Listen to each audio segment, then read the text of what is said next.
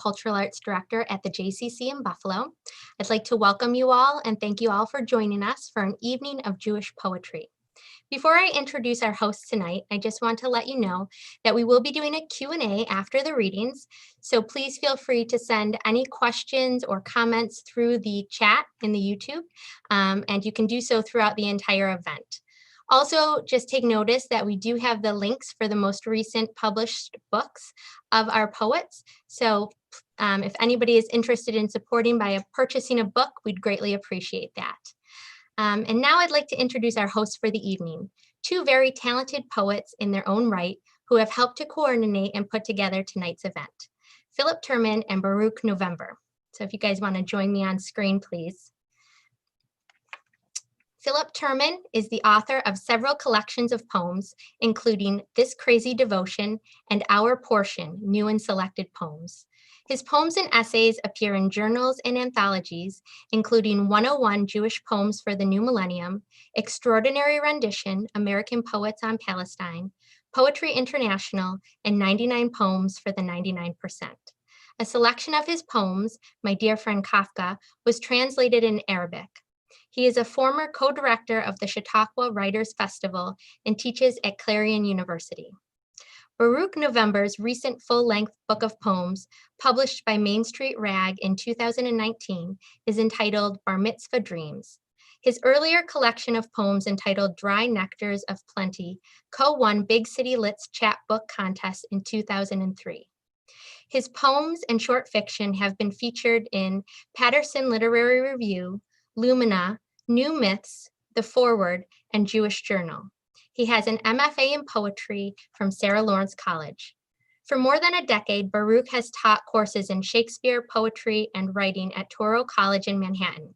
He has lived in many cities in the United States, but currently resides in Washington Heights, New York. So I want to thank you both again for all the work you've put into this event tonight. I'm really looking forward to sitting back and enjoying, and I'm happy to turn it over to both of you, and I will see everyone later on in the evening. Enjoy.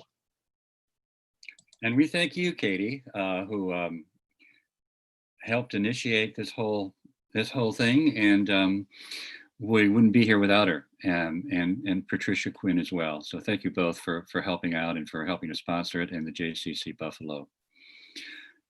I'll just say a few words. I was really excited to sponsor and to just kind of figure out who we wanted to read, and we got some wonderful, wonderful, wonderful poets. We're just very, very excited about that, and looking forward to hearing them read. And it's kind of a kickoff for a Jewish poetry series that we're hoping to continue in February, and we'll have an event once a month. That's about as far into planning as we have gotten, but this is kind of just a wonderful celebration and way to get the Jewish poetry ball rolling. And with that, I want to hand this over to Baruch and let him take it away. And I'm looking forward to working with Baruch. Looking forward to working with you, Phil, and the Buffalo JCC. I think it's great that the Buffalo JCC has given us a format for this these great poets, and I'm excited for the future. But right now, I'd like to introduce our first poet. His name is Yehoshua November. He's the author of 2 poetry collections, God's Optimism, a finalist for the Los Angeles Times Book Prize in Poetry, and winner of the MSR Poetry Book Award. And his other book, Two Worlds Exist, was a finalist for the National Jewish Book Award and Patterson Poetry Prize. His work has been featured in the New York Times Magazine, Harvard Divinity Bulletin, The Sun, Virginia Quarterly Review, and on National Public Radio. He is also the winner of Prairie Schooner's Bernice Slott Award and the London School of Jewish Studies Poetry Competition. November teaches writing at Rutgers University and Touro College. But his greatest accolade is that he's actually my brother. So without further ado, Yehoshua, will you begin for us? Thank you. Thanks so much for having me here. Thank you to Phil and Baruch and Katie for setting up the reading. And it's really a privilege and honor to read with Alicia and Eleanor. So thank you very much. I'll start with a poem called Baal Teshuvah's at the Mikvah. And a Baal Teshuvah is literally means a master of repentance. Idiomatically, it refers to a person who joined a life of Jewish tradition later on in life, or perhaps strayed from a life of Jewish tradition and then came back to that framework. So that's about tshuva, and the mikveh is the ritual bath. And the setting is in a yeshiva, and especially in Hasidic yeshivas, it's customary to immerse in the mikveh, the ritual bath, before morning prayers. And one final background detail is that in Jewish tradition, in Jewish law, one is not supposed to have tattoos. So this is a poem about these young men who have tattoos from their life. They lived outside of Jewish tradition before they made this kind of life change. So it's called Baal Teshuvah's at the Mikveh. Sometimes you see them in the dressing area of the ritual bath, young bearded men unbuttoning their white shirts, slipping out of their black trousers until, standing entirely naked, they are betrayed by the tattoos of their past life. A ring of fire climbing up a leg, an eagle whose feathery wingspan spreads the width of the chest, or worse, the scripted name of a woman other than one's wife. Then, holding only a towel, they begin once more the walk past the others in the dressing room. The rabbi they will soon sit before in Talmud class. Men with the last names of the first Hasidic families, almost everyone devout since birth. And with each step, they curse the poverty that keeps the dark ink etched in their skin, until finally they descend the stairs of the purifying water, and beneath the translucent liquid appear once again like the next man, who, in all his days, has probably never made a sacrifice as endearing to God. This next poem is called Upstairs the Eulogy, Downstairs the Rummage Sale. And it's set when I was in college in Binghamton University. There was a professor who revived the Yiddish program, and he was a real favorite of the students. And then he passed away, unfortunately. And there was really one central synagogue in Binghamton, and the synagogue had put all their energies into setting up this rummage sale. And then unfortunately, the professor passed away, and his funeral and the rummage sale ended up coinciding, because once you designate a certain date for a rummage sale, there's no going back. So this is a poem about that kind of experience. And a few months after this experience, I married my wife. Upstairs the eulogy, downstairs the rummage sale. The beloved Yiddish professor passed away on the same day as the synagogue's rummage sale. And because they could not bear the coffin up the many steps that led to the sanctuary, they left it in the hallway downstairs. And because I was not one of his students, and it didn't matter if I heard the eulogy, they told me to stay downstairs, to watch over the body and recite psalms. And I thought, this is how it is in the life and death of a righteous man. Upstairs in the sanctuary, they speak of you in glowing terms, while down below, your body rests beside old kitchen appliances. And I recited the psalms as intently as I could over a man I had only met once. And because I knew where he was headed, and you and I were to wed in a few months, I asked that he bring with him a prayer for a good marriage. And this is how it is in the life and death of a righteous man. Strangers pray over the sum of your days, and strangers ask you to haul their heavy requests where you cannot even take your body. Those were two poems from my first book, God's Optimism. I'll read a couple from my second book called Two Worlds Exist. And I'll read this one since Hanukkah is coming up. This is about visiting inmates in a prison on Hanukkah. And it's called At the Request of the Organization for Jewish Prisoners. 3 bearded rabbinical students in a rented car, trunk filled with menorah kits and grape juice bottles. We pulled away from the all-male yeshiva in New Jersey and headed west into the heart of Pennsylvania to celebrate Hanukkah with the Jewish inmates of Allenwood's many prisons. In our black hats and coats, we entered the lobby of the medium security compound and took our place in the check-in line behind a woman not dressed at all like the rabbinical school secretary, the only other female we had seen in weeks. What was exposed, and what wasn't was so tightly garbed that no questions remained as to proportions or angles. She had come to visit an inmate.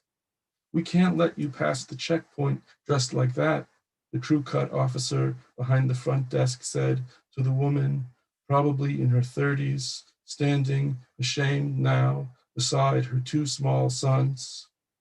She had more sensible clothes in her bag, she said.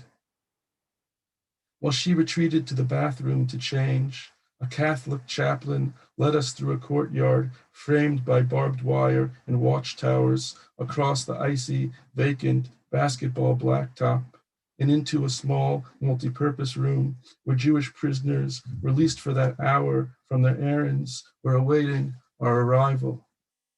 The priest looking on with a guard through a 2-way mirror, we poured the grape juice into paper cups and told the old story of the Jewish flame lasting longer than nature's laws could explain.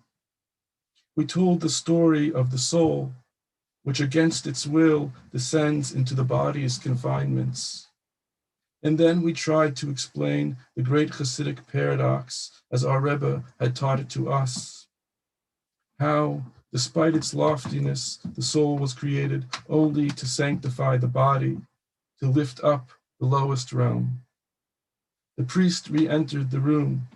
"About time to wrap it up, rabbis." So we set out the tin menorah kits and lit the candles. And then we were ushered once more across the frozen courtyard and into a warm van to be driven to the next facility. As we pulled out, we could see the woman, now dressed in a puffy coat and plain winter hat, packing her 2 sons into the back seat of her beat-up sedan. I imagined her dressing in her bathroom that morning, applying makeup in the mirror above a sink spotted with children's toothpaste, thinking not at all of the sexual act, but of how to give her husband or boyfriend something to look forward to. She must have inhaled deeply and then squeezed her body into the tight black dress. This poem is called One of the Few Jews. The next poem is about my math teacher in high school.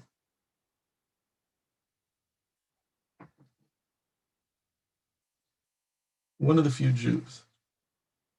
One of the few Jews on the R&B scene, he played keyboard for the Marcells of 1961 Blue Moon fame until a voice called him back to the God of his forefathers in the middle of a nightclub solo. Drifting from job to job, he taught algebra in the Jewish day school, tapping his black loafers beneath the teacher's desk. And on the Sabbath, he sat in the front of the synagogue, praying the silent prayer longer than the other men, asking forgiveness for his former life on the road. And because he was a kind-hearted man who pitied the slower students, his voice would rise, obvious to whom? When the others complained he had reviewed the equation one too many times. And before holidays, when only a few students would attend, he'd pull out a red book he kept in his desk and read to us the story from the Talmud of the highway robber who transformed his life and married a great sage's sister. Once, as he turned his back to leave the school building and walk home, I slipped the peel of a banana he had just given me into the opening of his worn leather briefcase. And because I was in 10th grade and he was my teacher, the universe of the small rented attic, where he opened his bag to see how his kindness had been repaid, did not exist for me. Its absence reinforced the next day when he said nothing in class.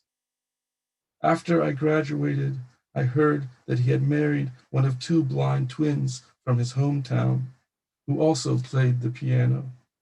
Then, suddenly, he disappeared without a word. No one in the community ever heard from him again. Oh, Mr. Males, can it be that a soul descends into a body, asked to fulfill a mission it cannot complete? This world is cruelest to the best people. Please come back, Mr. Males. Your wife is silently waiting before the piano in the foyer.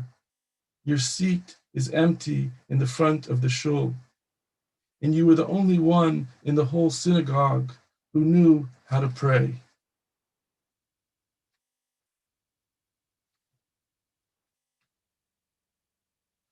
This poem's called You Stood Beneath a Streetlight Waving Goodbye. You stood beneath a streetlight waving goodbye the night we dropped you off in the city for our daughter's appointment with one of the country's top surgeons. And as we drove away, the other children and I waved back at you until, because of the angle in the distance, your forms disappeared in the light. And I remembered how, in college, I would turn back each evening as I stepped out of your apartment building. You would poke your young, beautiful face out the second-story window, your arm cutting the cool night air as you waved goodbye.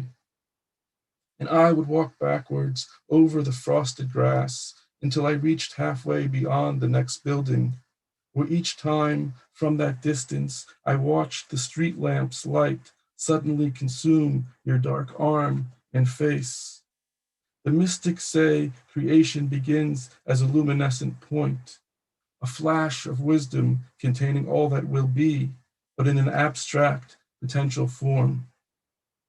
All those nights when we were so young, when your body became a ray of light, I could not have imagined the life that lay ahead a decade later. Two boys and two girls, one who cannot hear.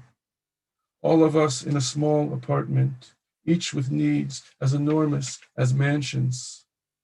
Sometimes I'm afraid you will wave goodbye and turn away from our life together.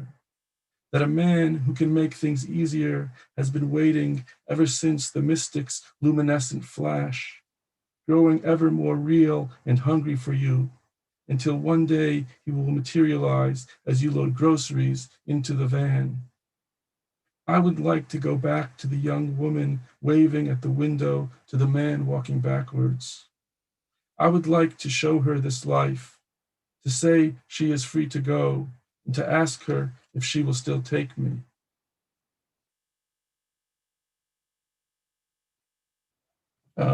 Okay, I'll read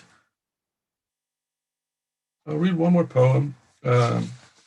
It's a poem has 3 sections, and it's about the Pittsburgh synagogue shooting, the Tree of Life, and it's been just 2 years since that, just recently. So I'll read that poem. It's called, and this will be the last poem that I read. It's called "There's Only One Story." 1. There are always 2 stories, that of the body, that of the soul. plus the story of cousin Riva, who, arriving late that morning, was instructed by an officer to wait things out at the nearby public library. I feel guilty about not dying with my friends, she said the next day. 2. It is October 27th, 1988. My friend Robert plays wiffle ball in his backyard, a budding Tree of Life synagogue. It is October 27th, 2018. A stranger passes through unlocked double doors. Blocks away, Robert's son begins his bar mitzvah portion. Abraham inviting angels, wayfarers, into his open tent. Perhaps, Robert postulates, the soul of my recently deceased father interceded on high, causing the news to be hidden until his grandson had closed the Torah scroll. And in the afternoon, the scroll is reopened, and we read, and Abraham came to eulogize over Sarah and to cry for her. And according to the hidden story, the one the mystics tell, Abraham represents the soul and Sarah the body. 3. Now it is night, half a block from the apartment where 17 years earlier my wife and I lived when first wed. Jews of Pittsburgh stand in the rain holding candles. 11 souls continue their endless ascent into the region of mystery, then swoop down to hover incandescently over their former lives. Away from the cameras and fanfare, 11 bodies are ushered through burial rituals. Pottery shards placed over 22 eyes, 11 mouths. Water poured to purify physical forms that had until recently housed souls whose last act on earth was to whisper a prayer. There is only one story, Jews serving God to the best of their ability, with whatever Torah they know, whatever strength they can muster, and then some. There is only one story, says the Zohar. The souls of the Jewish people throughout Jewish history form one larger body. The body bears more wounds than we want to recall. It limps forward. No one can explain how it has not faltered. Thank you so much.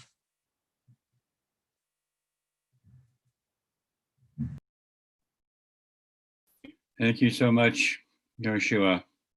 That was beautiful. And on a computer and a Zoom, it's difficult to hear the response, but I know that the silence is cheering, and it was just a wonderful, wonderful reading. Thank you so much. Very moving. Our next reader is Eleanor Wilner, who is one of our major American poets. She's the author of 8 collections of poetry, most recently Before Our Eyes, New and Selected Poems, 1975 to 2007. 2 other recent collections are Tourist in Hell and The Girl with Bees in Her Hair. In 2019, she received the Frost Medal for Distinguished Lifetime Achievement in Poetry. She has many other awards, including the Juniper Prize, 3 Pushcart Prizes, MacArthur Foundation Fellowship. Like our most admirable poets, such as Osip Mandelstam and Paul Celan, whose 100th anniversary of his birth we're celebrating or remembering today, by the way. Wilner is a poet of cultural memory. Her poems are often inspired and explore the big subjects we like to avoid: war, environmental destruction, patriarchal power. In her poem Ume Plum, which references the American bombing of Japan during World War II, the poem speaker asks, how do we keep going mad? How do we keep from going mad? Reaching deeply into history and myth for human truths, for beauty, for unflinchingly calling it like it is. For Eleanor Wilner, it's not about her, rather it's about us. Or, as that same speaker in that poem concludes, because we are alive, the speaker and her Japanese friend, quote, walked to keep from going mad, and walked for beauty, and walked for company. We're delighted that the great poet Eleanor Wilner is gracing us with her company. Please welcome Eleanor Wilner.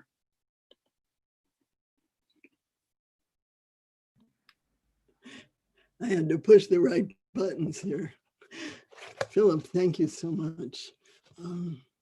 And the JCC of Buffalo, and thank you, Yehoshua, for your inspiriting words. It's a great pleasure to read with you and with Alicia Ostriker, an old and dear friend. And here we are writing electrons. And out there, you, our spectral audience, whom we have to imagine. Thank you for being there and for listening. Since it's a dark time with no end in sight, I've chosen to read a poem about Helen Keller.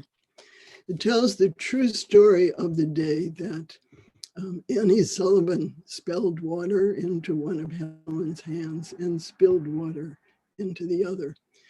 The story embodies for me exactly what language is for.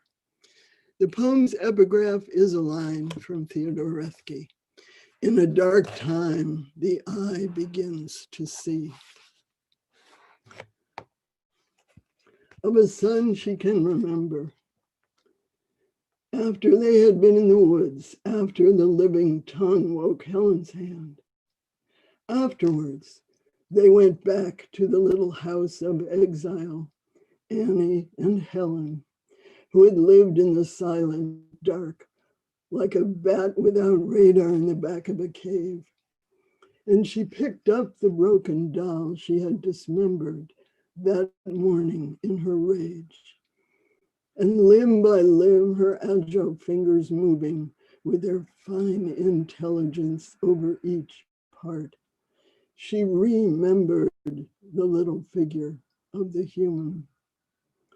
And though she was inside now and it was still dark, she remembered the missing sun with a slow wash of warmth on her shoulders, on her back, as when you step shivering out of a dank shade into the sun's sudden balm.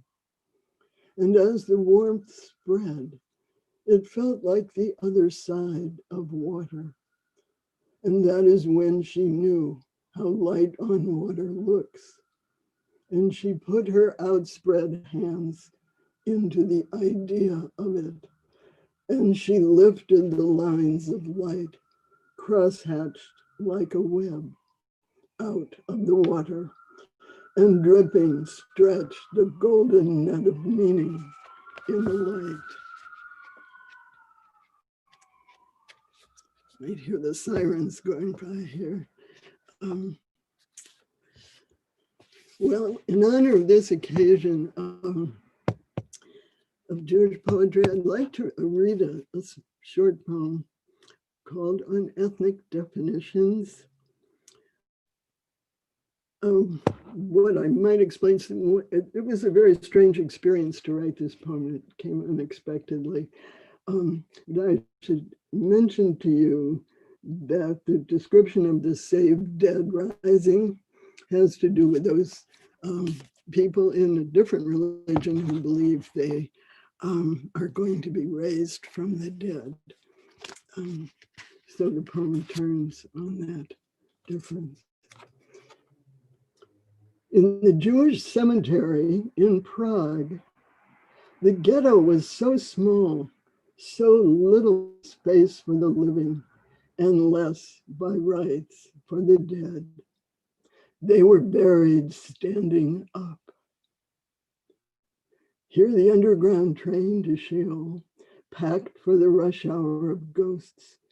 When the train arrives, when the final trump sounds and the saved dead rise, with a sigh, they'll at last lie down.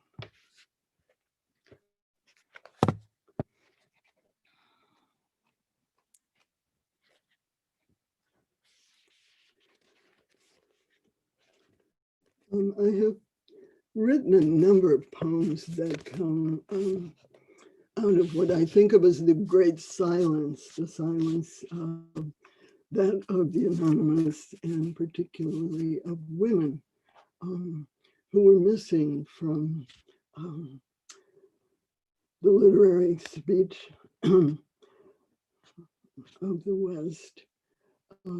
They started coming back and speaking in order to open the story and fill it. I didn't know I was writing Midrashim when I was messing about with Bible stories until I met Alicia and understood that this was a category of action.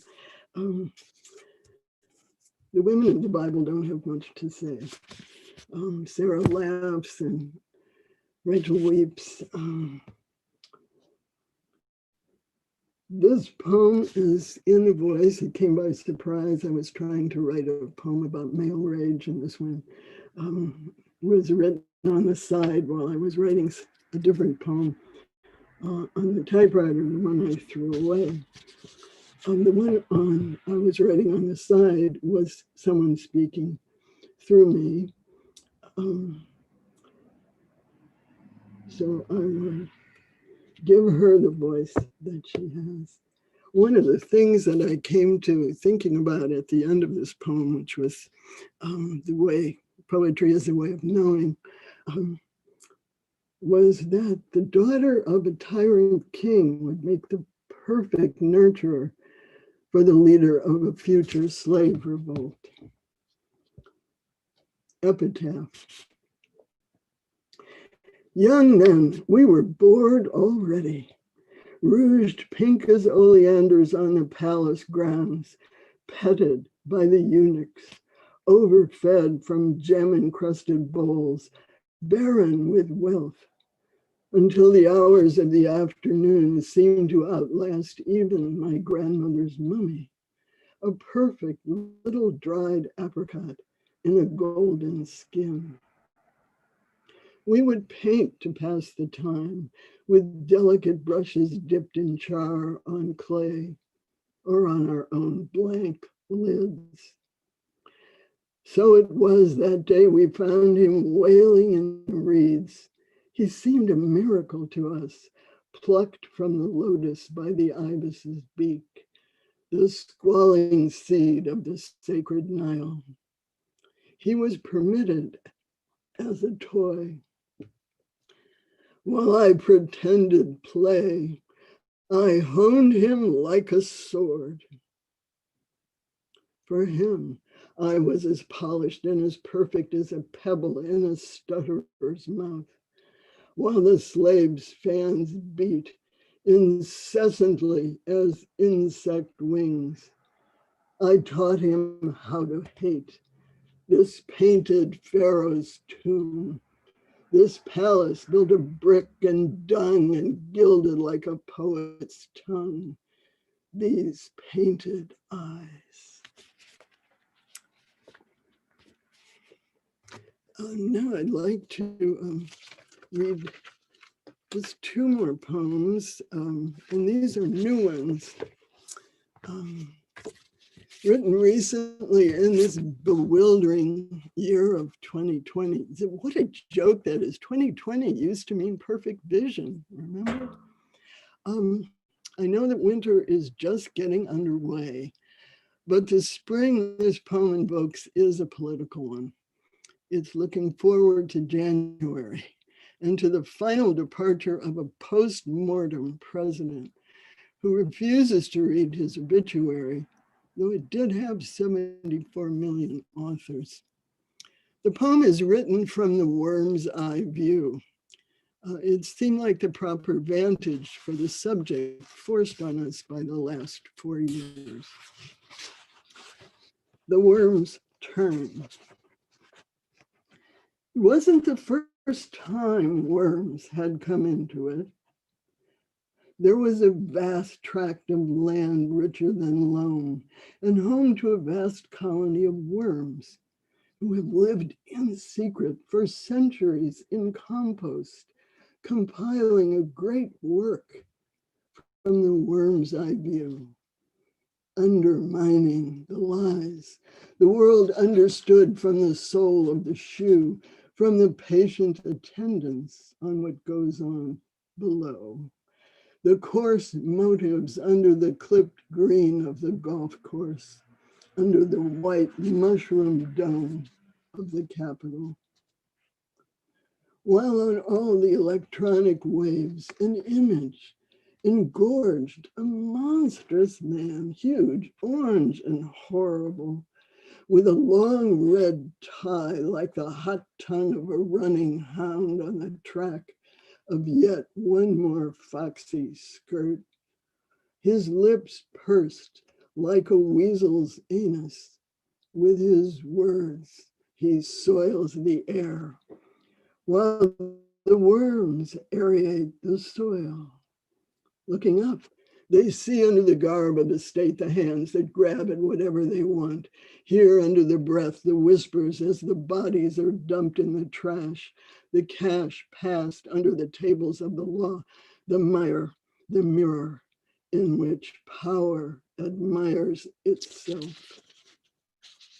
But here the worm turns away, forgetting its task of witness, jubilant and witless, turns and turns again like a dervish in trance in the freshly warm soil of spring.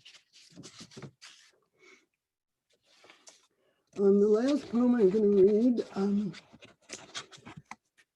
was written out of horror at the brutal mistreatment of the current tide of refugees at our borders.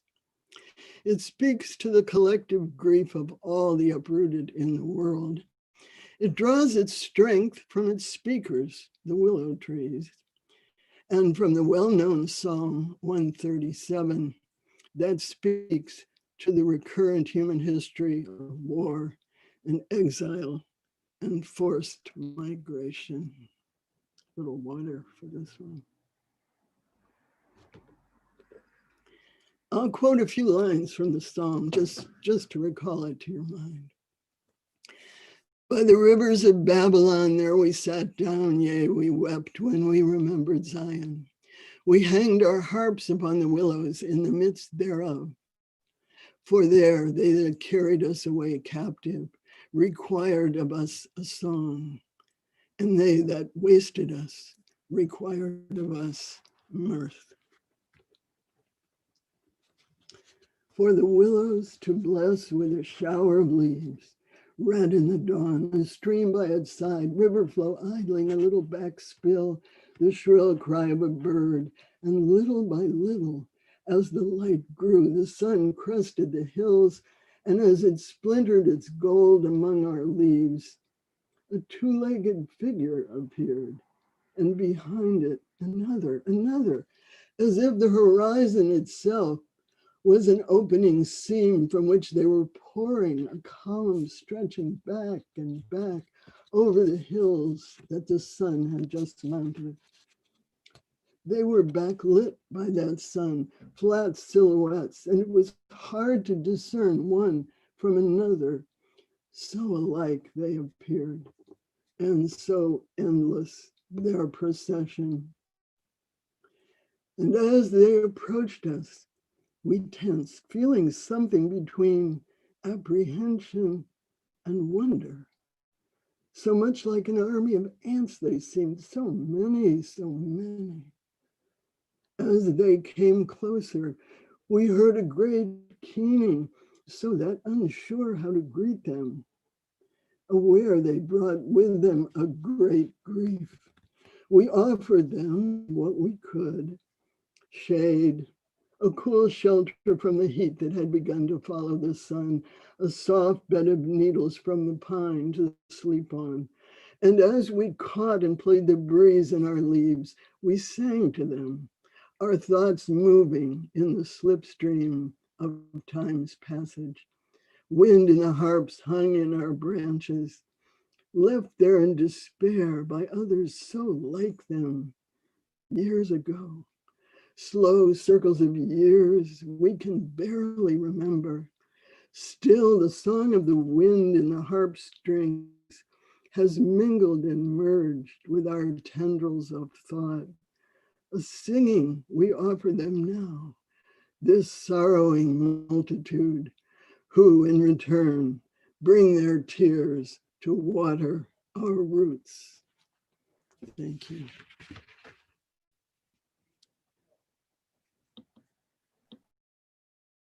Thank you so much, Eleanor. Wow, powerful, powerful, wonderful reading.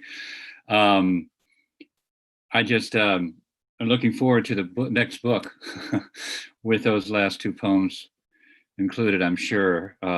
Lips pursed like a weasel's anus is an unforgettable image, and that poem needed to be written. So thank you for writing it, as did all of them. So moving on. Thanks again, Eleanor. Wow.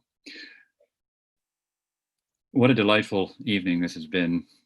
Alicia Ostriker is another major American poet and critic, the author of 17 books of poetry, including the Book of 70 and Waiting for the Light, both of which received the National Jewish Book Award. And her brand new, hot off the presses, and highly recommended new and selected poems from 2002 to 2019. I meant to hold up Eleanor's book too. I'm sorry, I'll do that maybe a little bit later. But it's a phenomenal book, I can tell you. And wonderful to share it and show it off. I hope Alicia will. The Volcano and After, selected poems 2002 to 2019. She's received much recognition for her poetry, including many prizes, the Patterson Poetry Prize and the William Carlos Williams Award. One of our most important poetic voices, Alicia's critical work has also demonstrated a major contribution to the American cultural conversation. Stealing the Language, The Emergence of Women's Poetry in America has become a classic text. Others of her critical work are about the Bible, For the Love of God, the Bible as an Open Book, and Dancing the Devil's Party, Essays on Poetry, Politics, and the Erotic. A distinguished professor emerita at Rutgers University. She's currently a chancellor of the Academy of American Poets and chosen by our beloved, well, not mine, but I'm not a New Yorker, and I would be if I could, Governor Cuomo in 2018, the New York State Poet Laureate. In an interview, Alicia has said, I write as an American, a woman, a Jew, a mother, a wife, a lover of beauty and art, a teacher, an idealist, a skeptic. Like Whitman before her, her voice contains multitudes. We're delighted that she's sharing that voice with us this evening. Please welcome Alicia Ostriker, one of my favorite poets, as is all these poets tonight. Thank you, Philip. And thanks, Phil and Baruch, for bringing all of us here, and those two wonderful readings. Thanks, Yehoshua. Thanks, Eleanor. I noticed something, and that is Yehoshua and Eleanor both mentioned with some reverence the idea of silence. And that reminded me of something that Jews get to say to God. To you, silence is prayer. I'm going to read not from my newest book, but from this one, which is called The Book of Life, and it's selected Jewish poems, 1979 to 2011. I wasn't always writing as a Jew. I came to it rather slowly. I'll read a little bit from the preface to this book, The Book of Life, explaining myself in a way. Jewishness has grown on me like a taste for herring. It has gone to my head like a needle in a sweatshop, relentlessly stitching. It has bathed my heart like a fountain of irresistibly powerful language. I write in particular as a third generation Jew whose grandparents and parents were Marxists, and thought religion was the opiate of the masses. To be a Jew for them was to bring about the workers' paradise. None of them ever made it into the middle class. They taught me that Jews defend the underdog and struggle against injustice. So in my veins runs the rusty stain of desire for the impossible world old Jewish radicals dream of, from Isaiah to today. And I find myself unable to let go the umbilicus of hope. So I'll read a couple of poems about that come out of my childhood, my girlhood.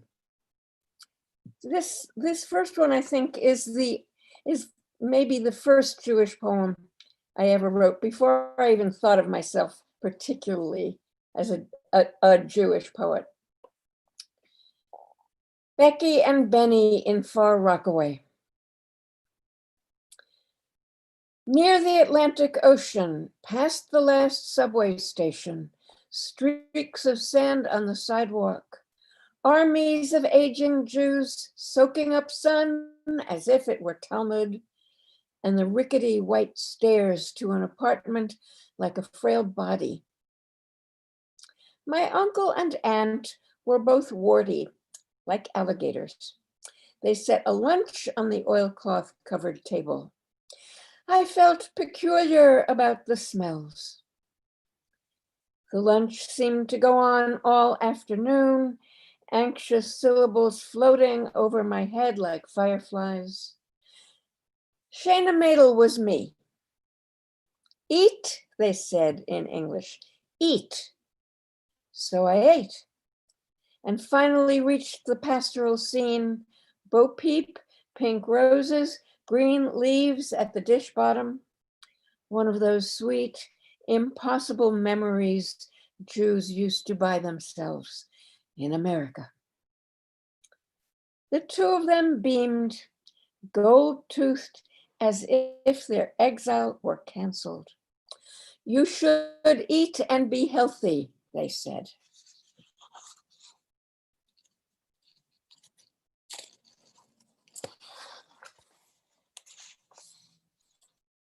Here's a poem called West 4th Street. Many of you may know that subway stop in Greenwich Village, West 4th Street. The sycamores are leafing out on West 4th Street, and I am weirdly old. Yet their pale iridescence pleases me as I emerge from the subway into traffic and trash and patchouli gusts. Now that I can read between the lines of my tangled life, pleasure frequently visits me. I have less interfering with my gaze now. What I see clearly, and with less grievance and anger than before, and less desire. Not that I have conquered these passions. They have worn themselves out.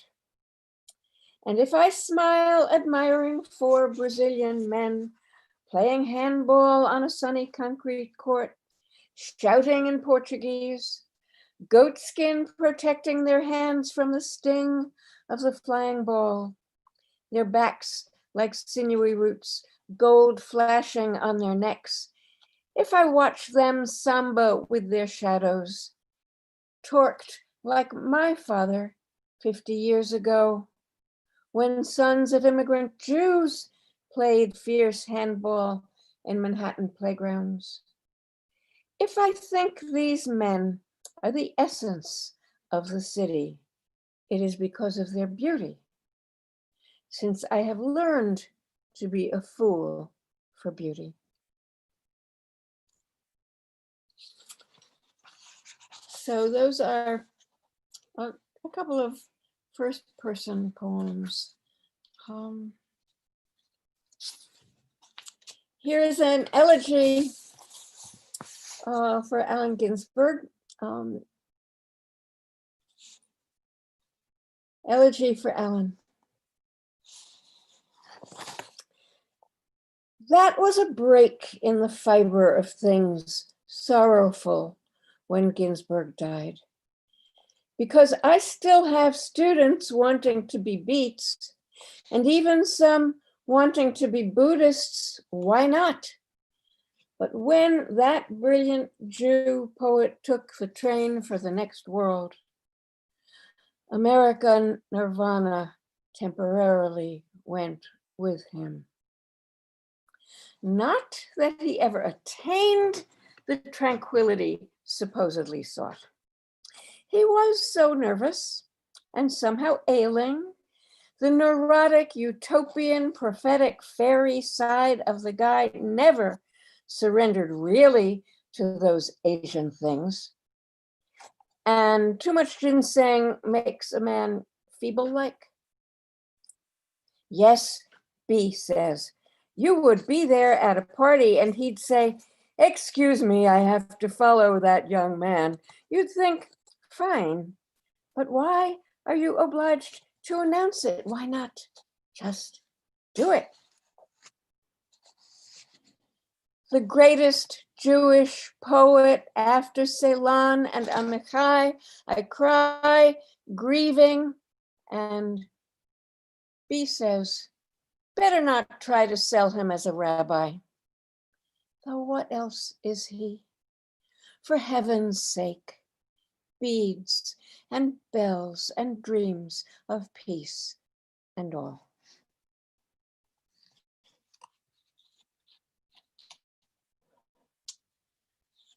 So,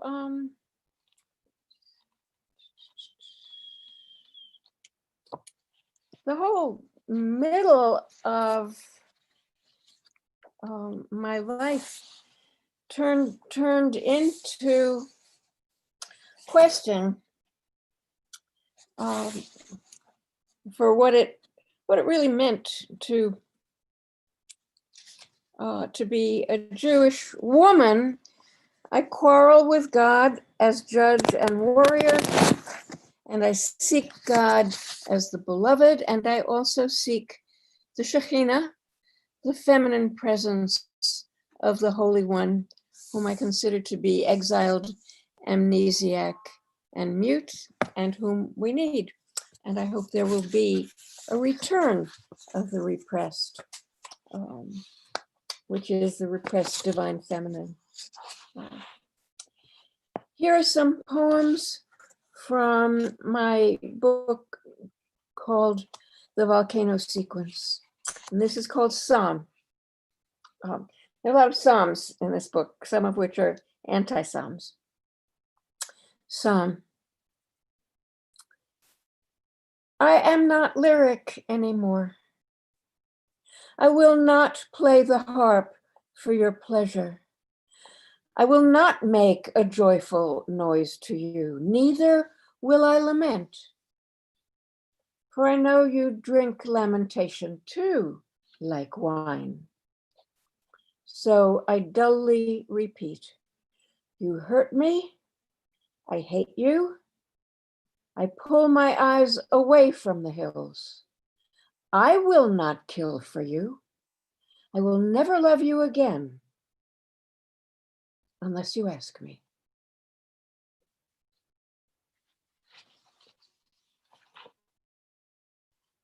Do not think I fail to remember. You were right there, clasping me, when we danced without words, commandments, fear. Oh, it was so good. Oh, it was like melting. Oh, it was like a rainbow. So where in hell are you now?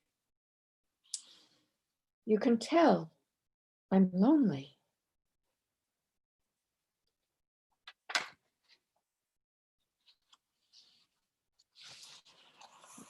This next poem is from the time of Passover, 1999. And the title is During the Bombing of Kosovo. And it turns around the Hebrew word havel, which in translations of Ecclesiastes is always translated vanity, as in vanity, vanity, all is vanity. That's Hevel, Hevel. And it's a great line, but actually sort of a mistranslation, because Hevel literally means mist or vapor, with the implication of transience and also breath. And it happens to be the name that gets translated as Abel. So during the bombing of Kosovo, Hevel may be translated vanity or mist or vapor, the name of the first man whose brother was not his keeper. It is evening, it is morning, one day, like mist from 10,000 feet. Above the hills bombs fall, like vapor, the thin air is full of them. Roads crawl with tanks, soldiers like mist. Tens of thousands of refugees cross the border like vapor from morning to dusk. Unmanned families like mist, women in slippers, children in bare feet, like vapor, carrying blankets, suitcases of clothes like mist, money ripped off by border guards. Not new under the sun, not new on throbbing blue lit screen, but the eye tires of seeing, the ear of hearing. Oh, we still prepare our feast of liberty and memory. We remain your children. And you, Father of rain, what are you thinking?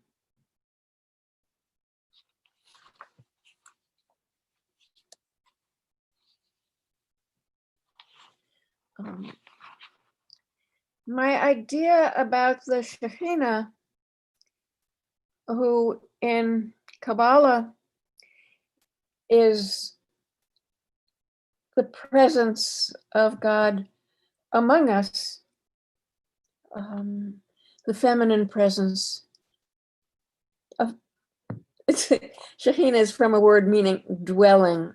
So the Shekhinah dwells among us. And she also is seen as going with us into exile. And in fact, she is, of course, everywhere because divinities are everywhere. The Shekhinah as exile. Hidden one. When the temple fell, when Jerusalem arose and fell, and whenever we were persecuted and scattered by the nations, to follow us in pain and exile, you folded wings, patched coats, survived working, praying, giving birth, dragged mattresses, pans in peasant carts, swam across hard seas, sick and homesick, landed in the golden land. They called you greenhorn. You danced in cafes. You went in the factory, bargained pushcart goods, ice shoes, Hester Street, put makeup on, threw away wig, and you learned new languages. Now you speak everything, lady, but part of you is earth, part of you is wounds, part of you is words, and part is smoke. Because whoever was burned over there, you were burned. You died forever with the sheep. Whoever survived, you speak in our tongues. Open your wings, instruct us, say what we are. Do not confuse us with the Sanhedrin of the loud speakers who have no ear for your voice. But we who thirst for your new instructions, source of life, come into our thoughts, our mouth. Speak to us, voice of the beloved. Help us say what we are, say what we are to do. One more poem.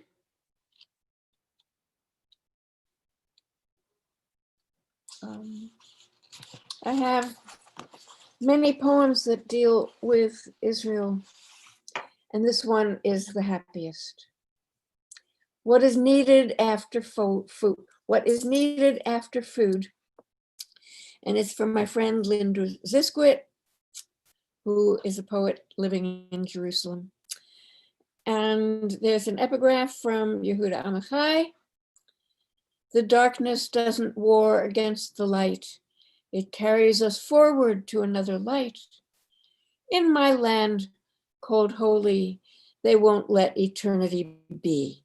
They've divided it into little religions, zoned it for godsms, broken it into fragments of history, sharp and wounding unto death. And so beautiful it cracks the bones, especially Jerusalem, with the luster of her stones, the hurt in her eyes, and our dreams for her children. A triangle, beauty, despair, hope, the whole mishpacha, pulling three ways at the same time, like the people in so many families, fighting but joined at the hip. Or call it a sandwich, despair the filling embraced by the bread of beauty and hope, like a manna we eat every day, sent from above. While on earth in Jerusalem, my friend's husband and son relax from a Sabbath meal, like well-fed beasts, happily slumped watching the aftermath of a game, where the Nazareth team has just won and vaulted from the bottom of their league to the top. The players have stripped off their shirts, hugging and dancing, circle dancing, belly dancing, waving at crowds in the stands to make them cheer louder. The coach strips his shirt from his hairy barrel chest, climbs a wire fence, wobbles and waves his hips. When someone asks how he feels about his team, a mix of Jews, Muslims, and one Nigerian. He himself is Druze. He punches the air and roars, "I beat them all. I beat Arafat. I beat Sharon. I show them we love each other." We watch for a while. The celebration is still going on when we quit to go back to the kitchen, where loaves of beauty and hope stand on the counter, and the cup of despair goes on the shelf. My friend and I, we don't ask for much. We read Amichai. We're not messianic. We don't expect utopia, which is anyway another name for a smiling prison. But love is a good idea, we think. Why on earth not? Simple women that we are, simple mothers cleaning up the kitchen after one meal to make it ready for the next. Thank you.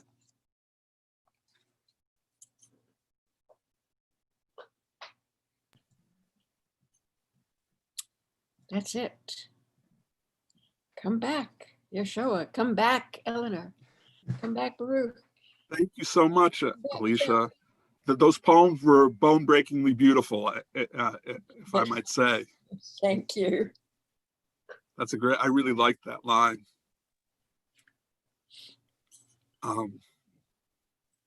So we have a few questions. Well, we're waiting. Phil's going to be back in a second, but we have a few questions. One question. Hi, Phil. One question to all of you was from one of the audience members was, in what way is writing like praying? And do you think of it as a mystical experience? Go, Yeshua. Oh, no, I can't answer that question. That would take a lifetime to answer. I can't even begin to answer that question. I have to defer. Well, you have a couple minutes. What way is writing like praying? Well, it's interesting. I mean, I think sometimes you, as a writer, when a poem is working, you feel maybe it's more like a minor prophecy in a certain sense, when a poem works and it just goes through you. In my personal experience, I kind of see writing and praying as almost two opposite activities, although it's true that much of the liturgy of prayer is composed of poetry, much of the liturgy is psalms, but at least in my personal experience, like maybe it's my aesthetic and what I'm trying to do in my writing, I guess I see prayer as a kind of moment when I disengage from worldly things and I try to gain kind of spiritual inspiration. The word prayer is tefillah, and the word tefillah comes from the word tofel, which means to solder. So when one, like to solder a vessel. So when one prays, one is trying to solder oneself to God. One is trying to leave one's kind of earthly experience. And another metaphor for prayer is actually in this week's Torah portion, speaking of Jacob. Jacob had his dream, and in his dream he saw the angels ascending and descending the ladder, and that's the activity of prayer. It says in the Bible that the ladder was rooted in the ground and it reached to the heavens, and Jacob saw that was the Shar Shamayim, the gate of heaven, and that is the area where all prayers ascend through. So for me, prayer is a kind of transcendent experience, a moment where I kind of leave my earthly life. And poetry, in contrast, is more of the experience, for me at least, of trying to locate the divine in the world. Alicia spoke about the Shekhinah, the feminine divine mode, and the feminine divine mode is within. The word, like Alicia says, shochen, it dwells within the physical. And for me, poetry seems to be about finding the divine within the human, finding the divine within the mundane, finding the divine within the finite. So you might say it's to locate the Shekhinah in the world. Whereas prayer is a kind of moment where I feel that I kind of, remove myself from the world. Maybe that's the masculine divine form, is called Kudshabrichu, God as he is, Kadosh and Muvdal, removed and transcendent from the world. So at least personally for me, prayer and poetry actually serve two different kinds of modes. Prayer is a spiritualization and transcendence, whereas poetry is finding the divine within the world. Good answer. Alicia, do you have anything to add to that? No. Or, I mean, it was pretty extensive, but I don't, I go to shul very seldom, and I don't pray the traditional prayers very much. You know, Friday night, I say a blessing over the candles, but when people ask me what my practice is, writing is my spiritual practice, and writing depends on being inspired. I can't decide to write a poem. I can open myself to a poem, and one of my mantras is lifted from D.H. Lawrence, saying, when talking about being a poet, not I, but the wind that blows through me. And I don't know where the words come from. They come from what I sometimes call the other side, or from somewhere within. I don't know, and I don't try to know. But writing is my spiritual practice, and some of what I write every now and then takes the form of a prayer. But there's a sense in which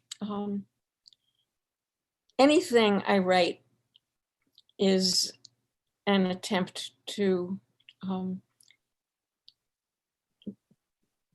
be connected with the divine, to have the spirit come through me, and spirit is also breath. So that's a little confusing, but there it is. Thank you. I Eleanor. would say one more point for me of connection is that sometimes I pray that my poetry gets published and wins awards. So that's there's a very unique connection between poetry and prayer. One category of prayer. Prayer. Yeah. That's a bargain. That's a transactional situation. Very different. But what Alicia describes is very familiar to me too. I don't know. I'm kind of a pagan and a secular person, so some of the language I would use is different. But this business of absenting yourself is at the core of it. You have to get yourself out of the way. The ego thing, and then what something moves through you. So I can't see how you would separate this business of losing oneself from the act of writing poetry. And as to whether it's prophecy, whether something is prophetic or paranoid depends on what happens next. But this is, for me, a way of knowing, and I'm certain that it is a spiritual practice because everything important that I have learned has come through it. And whereas, Shelley said that poets are the unacknowledged legislators of the world, I would say that we are the translators of the unacknowledged world. And from that world, we draw the sustenance that connects all of us to each other and to the nature of which we're a part. That's the pagan part. That's why trees and worms are so eloquent in my company. But it's the ego that you get past somehow. And that's the wall, the one that guy was trying to build. Anyway. Thank you, Eleanor. Thank you for those answers, guys. Here's the next question. I think it could be asked of all of you. In what way, can you talk about how you weave compassion, humility, and wonder into your work? That would be bragging. And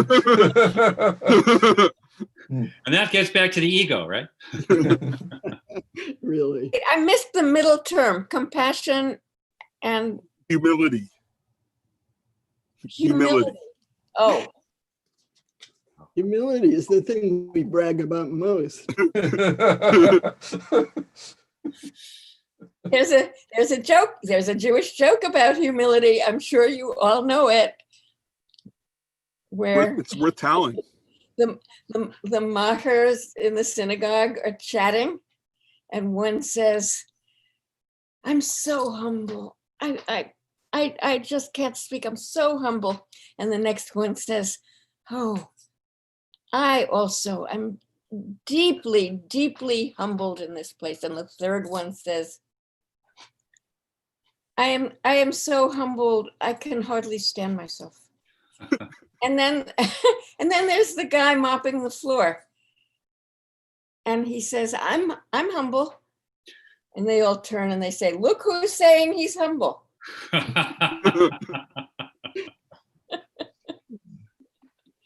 Perfect. All right. I like a joke as a, sorry. I like the joke as the response to the question. I think we could just leave it as the joke, but unless someone else has a better response, because I think our poets have too much humility to answer this question. Well, I don't. Well, I would say that in my experience, a lot of my poetry is autobiographical, written about my own life and my own experiences. And I think that a lot of times life is just humbling itself. And life is humbling and wondrous. And that being humbled by life, I think, hopefully will elicit compassion for other people. Because if you've been humbled, hopefully you can have compassion and empathy for others. So I think that it's something that happens to you as opposed to something. And then maybe, hopefully, when you retell it in your writing, it's expressed in your writing automatically. But I think it's just life working on you, life doing its thing to you, and then you're just expressing it. Thank you. Yeah. And then I don't think any of us would say, now I'm going to write a poem in which there will be compassion. No. A poem in which there will be humility. No, you write out of whatever is obsessing you, and if it happens to show humility, okay. If it happens to show compassion, okay. Whatever comes through, but to decide to be virtuous in one's poems, I don't think so. I'd like to know what Whitman would say. What would old Walt say to that question? I don't know.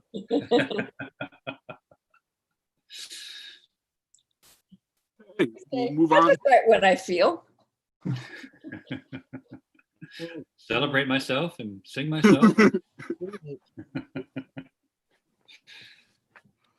Okay, this is a question specifically for Yehoshua. Do you feel any tension since you're religious when you're writing about intimate or sensual themes in your work? That's a good question. Well, I think you just have to write the poem first of all, because it's so hard to write a good poem. Anyway, you don't really want to limit yourself while you're writing, and then I guess you see what happens. It's actually interesting because I'm aware that because of how I look, that I must be perceived in a certain way, and I'm probably beholden to stick within certain frameworks. But it's interesting. I have a mentor, and I sometimes, when I have material that's questionable, I show her my poems, and a lot of times she'll tell me, you're being overly prude, and you really should publish these things. So I think that sometimes that happens. Sometimes you become too austere or too self-effacing, and of course, love and intimacy is part of life, and it's a part of an important part of mysticism in Judaism, and it's really one of the deepest expressions of. In fact, that's why the Kabbalah is really filled with metaphorical metaphors of intimacy. In fact, I heard a story that the Baal Shem Tov, who was the founder of the Hasidic movement, once ascended to the heavens, and he visited the Arizal, Rabbi Isaac Luria, who was the father, of course, Lurianic Kabbalah and certain doctrines like the Tzimtzum. and he entered his chamber, and I said to him, what's with all the sexuality in mysticism? These guy yeshiva bachers are trying to study these things. You have like 14-year-old boys is trying to study these texts, but it's pretty graphic. And he said that the story goes that the Arizal handed him the quill, and he said, "If you could do it better, you do it." And in other words, intimacy is a very powerful force, and it's a true force, and it's a divine force. And when it's harnessed in the right way, it expresses certain truths that can't be expressed otherwise, and therefore it must be expressed that way, I think. Thank you, Yehoshua. What about either of the women poets? When you felt you were growing up as a poet, did you feel any sort of tension when it came to talking about intimacy or sensual themes? Was that something that you needed to get over, or did it come natural? Well, when I was around 26, I think. Yeah, around 26. I found myself writing a long poem about pregnancy and childbirth. I had never read a poem about pregnancy and childbirth, and I was asking myself, why not? Poetry is supposed to be universal. I've read thousands of poems about love, thousands of poems about death. How come no poems about pregnancy, childbirth? Aren't those things universal? And after thinking a while, I realized that such things were taboo. And you don't know what a taboo is. Taboos work because you don't know that something is taboo until you break it. And I was breaking it by accident. We're talking about 1964. You wouldn't even talk about pregnancy in what we then called mixed company. Right. Yeah. Mixed company means men and women in the same room at the same table. You wouldn't talk about pregnancy. You wouldn't talk about the body at all. It wasn't considered suitable for high things like literature. But there I was doing it and enjoying doing it. And that taught me that breaking taboos was going to be part of my vocation. How Jewish of you.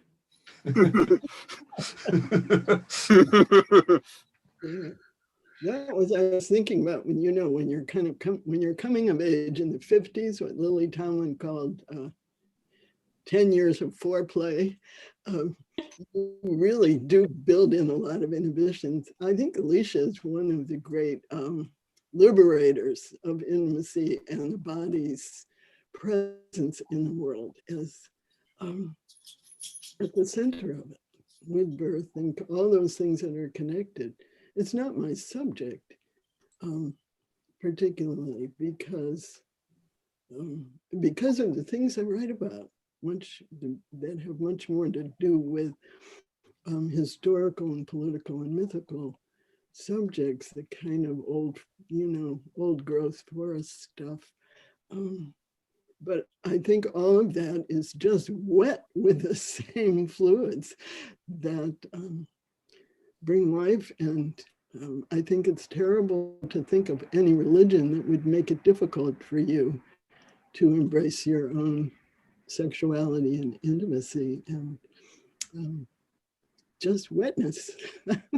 So whether it's a river or something more personal.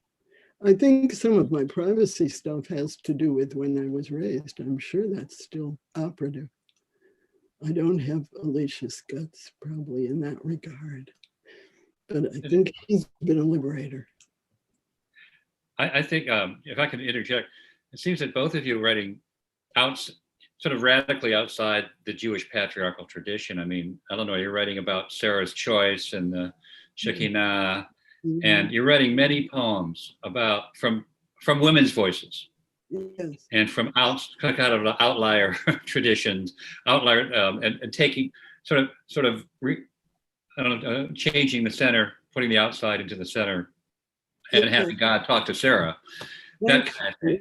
The word center, I just thought about Moby Dick, because Melville uses the Shekinah, which he discovered in comparative religious study, was looking for something to alleviate the God of wrath, the Protestant God of wrath, who is a Jehovah kind of figure.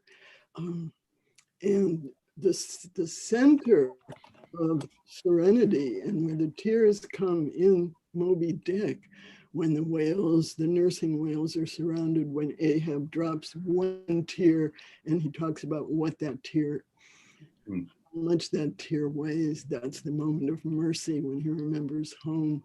And then at the end, it's the Rachel who picks up Ishmael, and the Rachel is the ship of the captain who has lost his son. So there's a way in which all of this is somehow instinct with that. Thank you for that. Thank you. All right, we have time for one last question, and that's for all of you. How do you know when your poem is finished and ready to be shared? Or do your poems always continue to grow and are never finished? Yehoshua, you look like you want to answer. No, I was deferring to those who are wiser than me. Okay. Well, People always ask, how do you know when it's done? It's a good question. It's such a good question that it defies answering. You just know. That's as far as you can go. You get to the end of a certain, you get to a place and you just know. That's not the end of the road. It's the end of that poem. And that poem is, no poem feels finished. As I have this very strong anti-teleological feel about poetry. It always opens to the next thing. But you know when that poem has gone as far as it can go. And you just feel it. So what can you say? You just feel for it. That doesn't help people, does it? I think sometimes I know when a poem is finished. A couple of ways I might know. Sometimes I don't know. Sometimes I know when a poem is finished because I have that feeling that you have when you have a well-made box and the lid closes and you feel that it's doing what it should do and it doesn't click, it just closes. Sometimes ending a poem is like that. Sometimes it's, I have worked on getting the last line of something for days, weeks, months.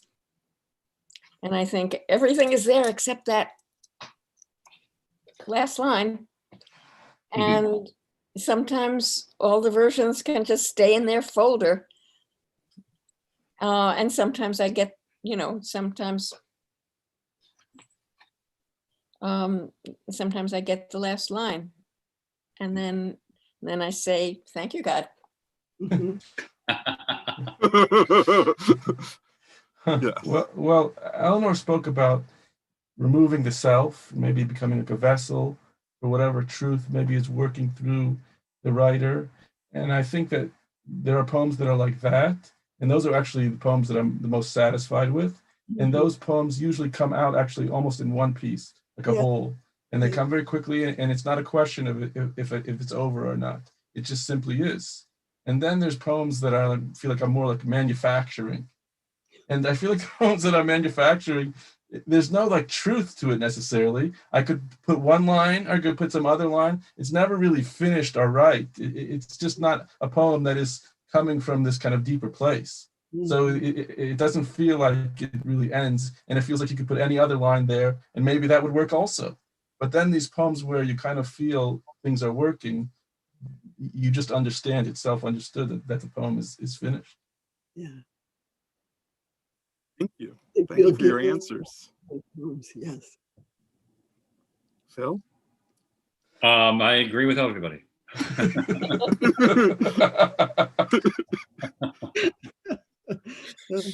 So thank you for those questions, Baruch, and for sharing them with, and y'all, thanks so much for your generous responses. And your generous. Thank you to the audience. Thank you to the audience for those great questions. Yes. They were really thoughtful.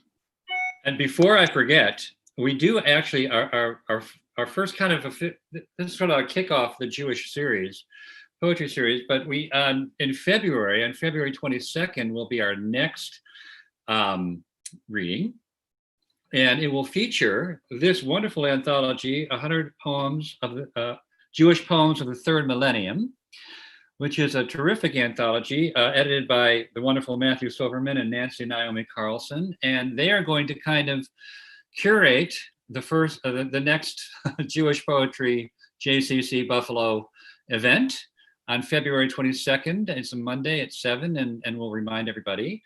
And several poets from the anthology will be reading. And so we thank, if Nancy and Matthew are still following the YouTube, thank you so much for that. And we're going to hope to have a wonderful time then too. So, but this is an incredible way to start this series. And we thank Katie again for that. Thank you, Phil. Thank you, Katie. Thank you, Phil. Thank you, Baruch. Thank you. Thank you to the readers. That was you. wonderful. Truly, Yeah. we're Thank you, lucky to guys. have such a great beginning. Phenomenal. Just Phenomenal. in closing, yes, again, Wonderful. thank you guys. Thank you. And I know, unfortunately, we were sending the questions that was coming from the audience, and you couldn't see all the beautiful comments that were also coming through. So just so much nice feedback and just appreciation about hearing the three of you share your poems tonight. So hopefully you'll get a chance to go back and kind of watch and see all those comments. But just again, thank you. I really feel privileged and honored to have had the opportunity to present to the three of you and to the Buffalo community and beyond, and very grateful. So thank you so much. Thank you to our cultural arts sponsors. And I just wish everybody a very happy Thanksgiving. As Philip said, we will be doing a series starting in February. So please continue to check the JCC website. And if I have emails, we'll certainly be sending further information about that. And everyone just stay safe and have a wonderful evening. And Hanukkah's coming soon, so you have wonderful gifts. Yehoshua's book, Eleanor's book, and Alicia's book. Yes, Books. thank you for that. They would make wonderful gifts. All They right. would. Good night, everyone. Good Good night. night. Thank you so much. Good night. Good night, everybody.